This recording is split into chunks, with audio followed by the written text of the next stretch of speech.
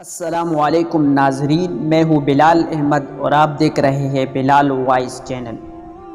ناظرین، حضرت علی رضی اللہ عنہ روایت کرتے ہیں، نبی کریم صلی اللہ علیہ وسلم نے ایک انصاری کے سرحانے ملک الموت یعنی موت کے فرشتے کو دیکھ کر اس سے فرمایا، میرے اس صحابی کی روح نرمی سے نکالنا، یہ مومن ہے۔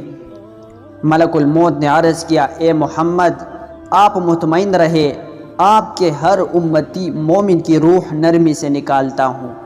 اس کے بعد ملک الموت نے کہا، بخدا اے محمد، جب میں کسی انسان کی روح قبض کرتا ہوں، اس وقت اگر اس کے رشتہ داروں یا اہل و عیال میں سے کوئی روتا یا چیخ اور پکار کرتا ہے، میں کہتا ہوں، یہ رونا دھونا اور چیخ اور پکار کیوں؟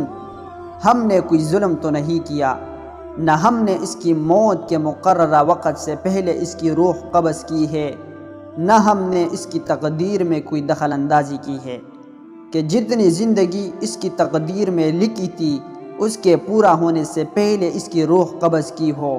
ہم نے اس کی روح قبض کر کے کوئی گناہ نہیں کیا۔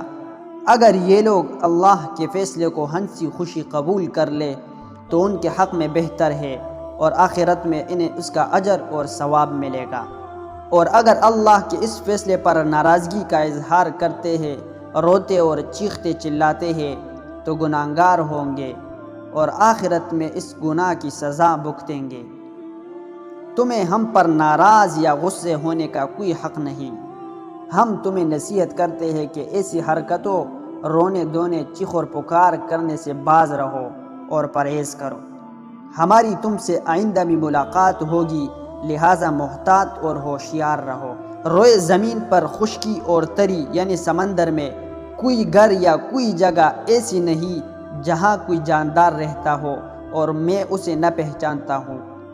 میں دن رات 24 گھنٹے میں 5 مرتبہ ان کے چہروں کو دیکھتا ہوں، ان کے ہر چھوٹے بڑے کو اچھی طرح جانتا ہوں۔